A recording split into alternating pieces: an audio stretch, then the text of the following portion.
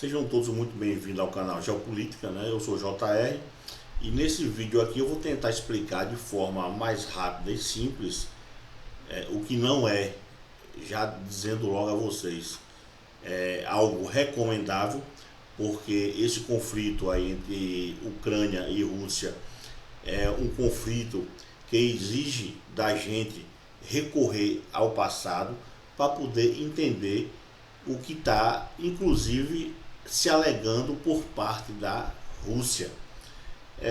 Já de antemão, eu quero avisar logo que eu não vou aqui estar defendendo nenhum dos dois, nem a Ucrânia, nem a Rússia e nem os Estados Unidos, né?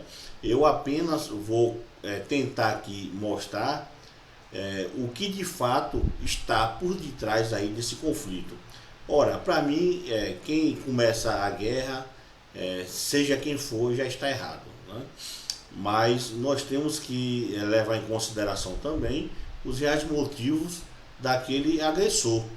O que também ninguém agride ninguém, nem nada do nada. É muito difícil, muito raro, principalmente se tratando de um país agredir o outro assim, né, do nada. Sempre vai ter uma explicação, sempre vai se procurar uma justificativa, mesmo que ela seja certa ou errada. E aí quem vai decidir é vocês, né?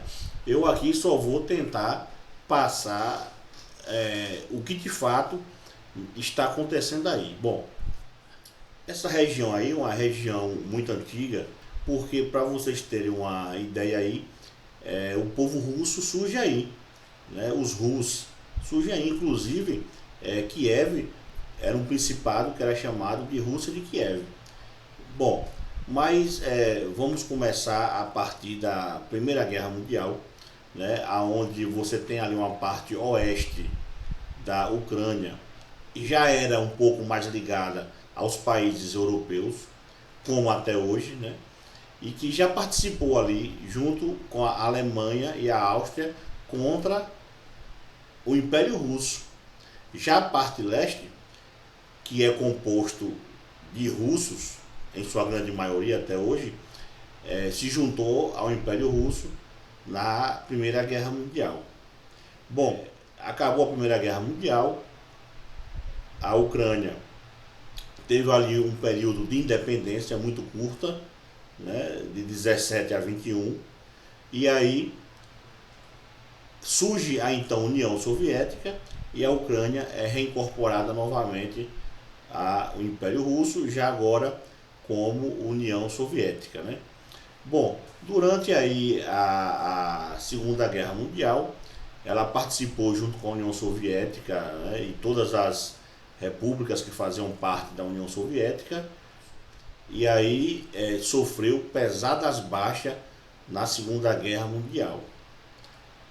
Pós Segunda Guerra Mundial, nós entramos aí na chamada Guerra Fria, que era um conflito mais ideológico entre os Estados Unidos, né, capitaneando os países capitalistas, e a Rússia, junto com a União Soviética formada, capitaneando os assim chamados países socialistas, né, ou comunistas.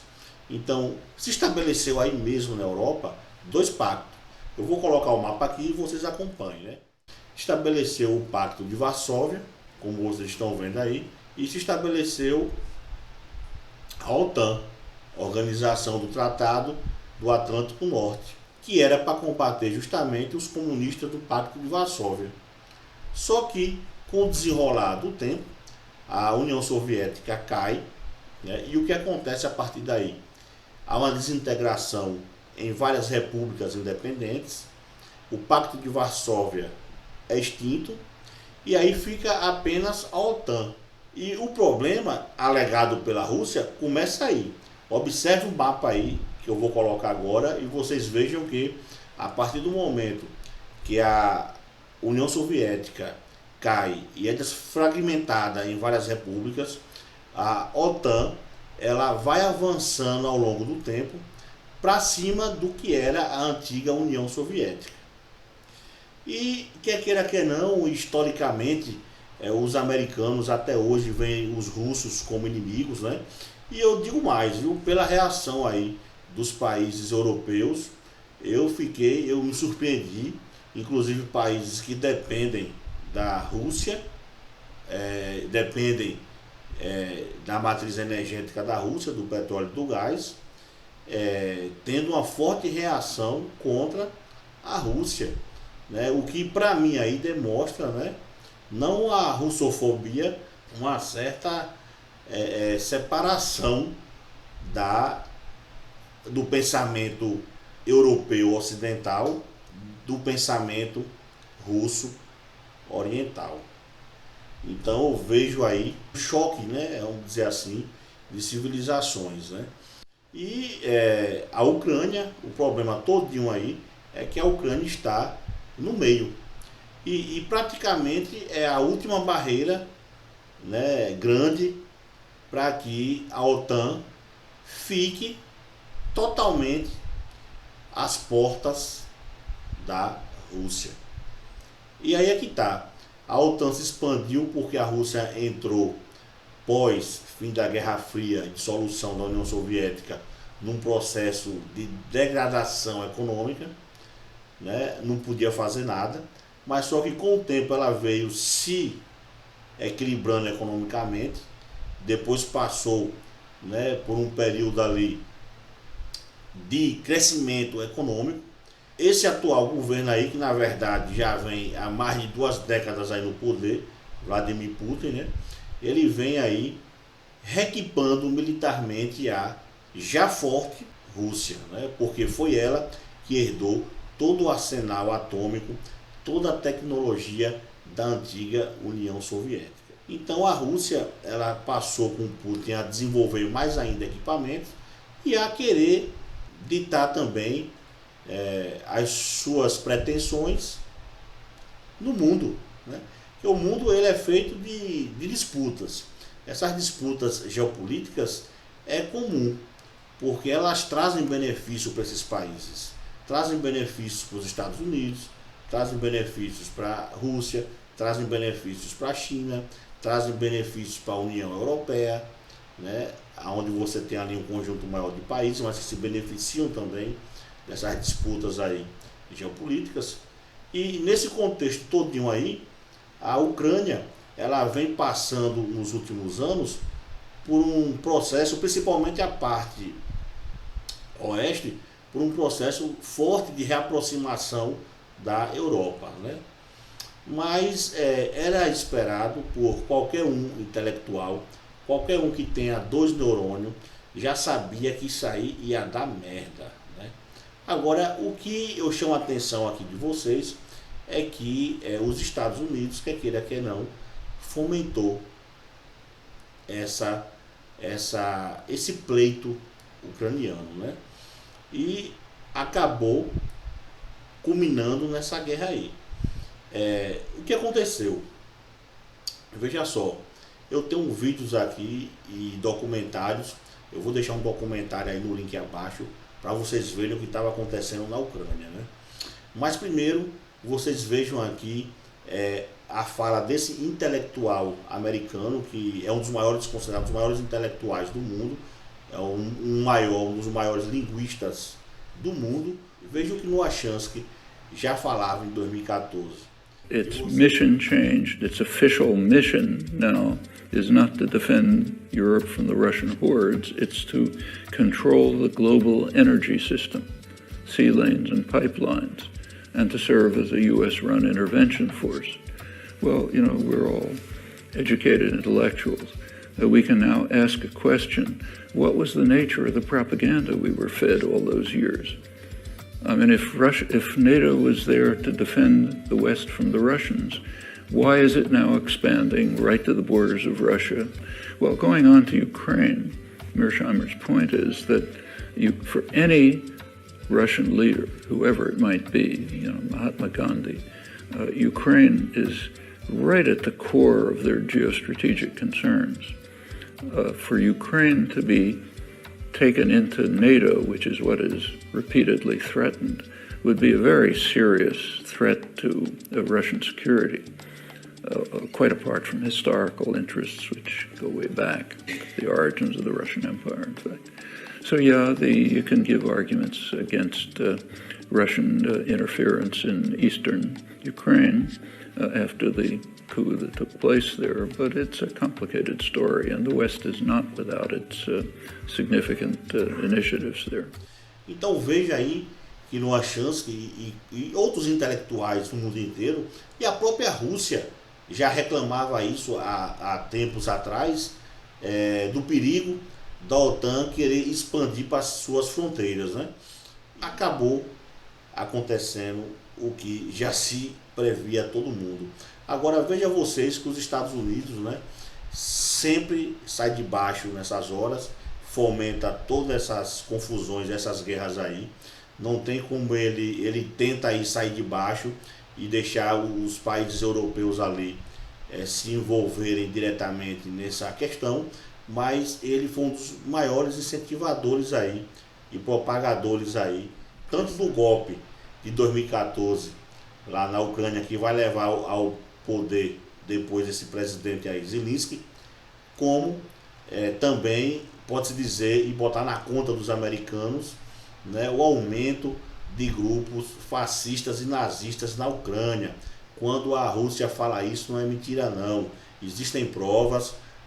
A própria ONU já colocou para votar várias vezes um projeto para proibir, para condenar, e sempre os dois países, Estados Unidos e Ucrânia, votaram contra a proibição e a condenação desses movimentos nazifascistas. Sempre votaram contra, né? Então não é mentira, é só vocês procurarem e pesquisarem aí. E aqui vocês vejam que Zelensky, então, que era até então o ator e comediante, ele foi eleito, né, lá na Ucrânia, e foi apoiado em massa pela extrema-direita ucraniana, pelos fascistas e neonazistas ucranianos. Isso aí não é mentira não, qualquer um que pesquise, qualquer um que acompanhe esses desdobramentos aí geopolíticos, né, ao longo dos anos, sabe disso, né? Então a Ucrânia, ela passa realmente por uma nazificação. Quando Putin falar isso, ele está certo, né? A extrema-direita, ela, com Zelensky lá, toma o poder, né, começa a implementar e tenta implementar leis para proibir até o russo, até a língua russa que é falada lá no leste. Eles tentam implementar essas leis aí, tem projetos para isso, né? Há uma perseguição sim contra o povo russo, não é só russo não, contra negros, contra homossexuais, né? Como a direita e a extrema-direita age aqui no Brasil também, né? É só dar espaço.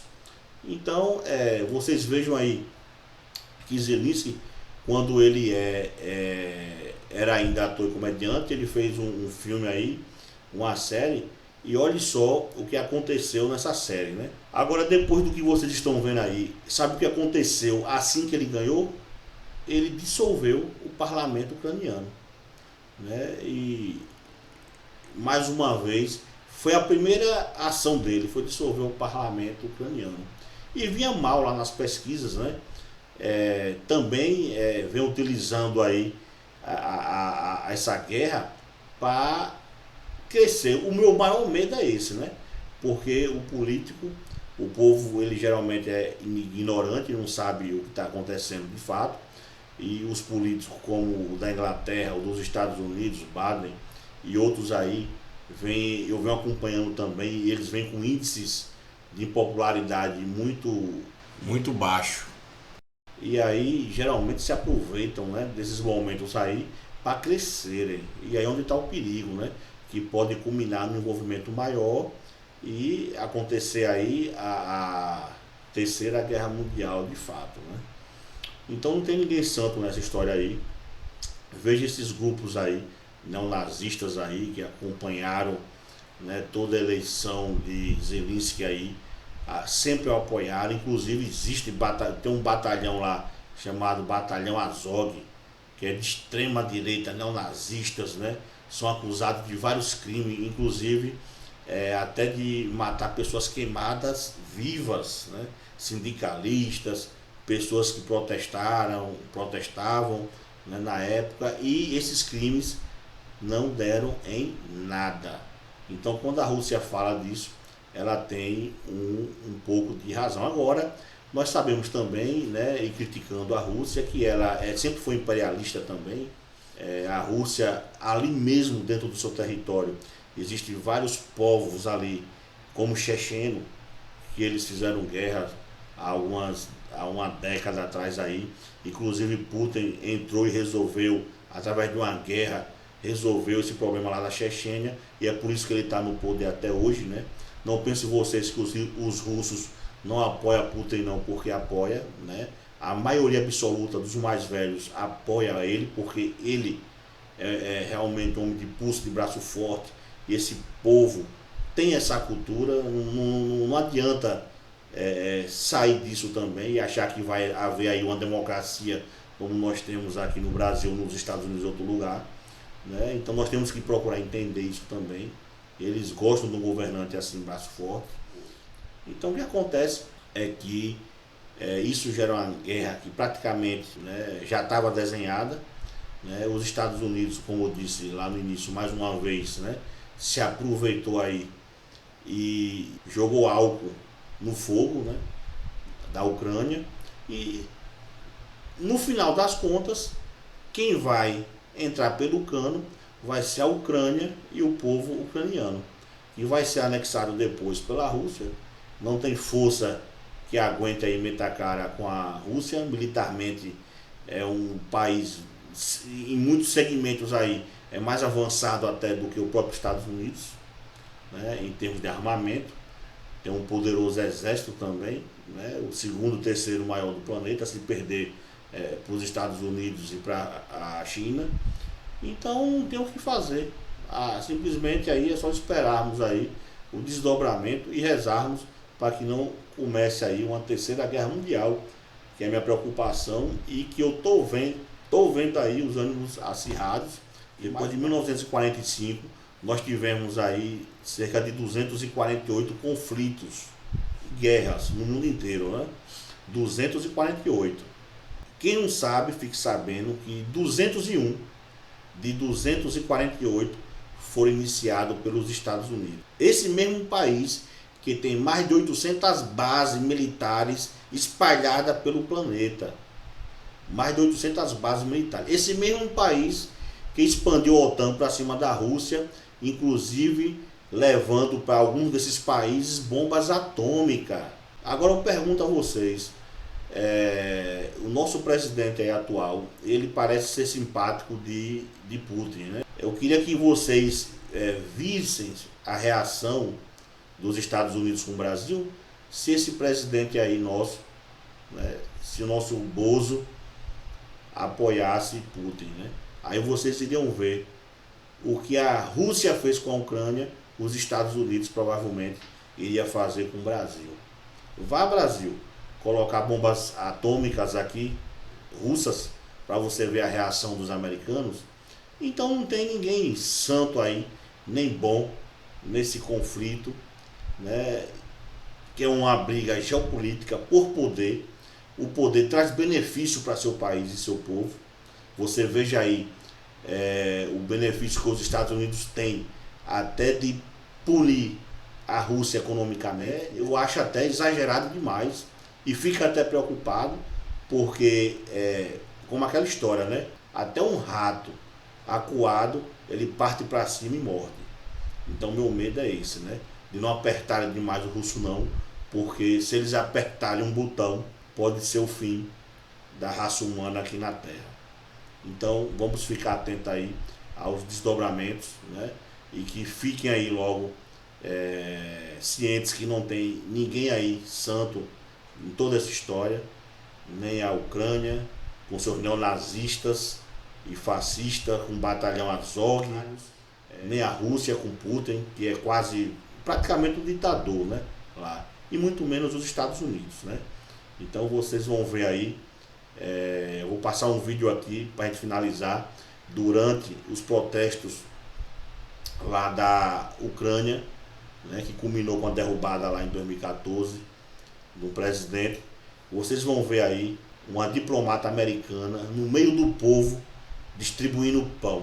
Agora o pão vai sair caro demais. Une image m'avait frappé. Une diplomate américaine était venue leur offrir des petits pains. Good to see you. We're here from America. Would you like some bread? Please take something. Please. Le monde libre et ses caméras étaient du côté des insurgés. Quand les affrontements avec la police avaient éclaté, j'ai admiré leur courage. Deixa aquele like, né? E até a próxima.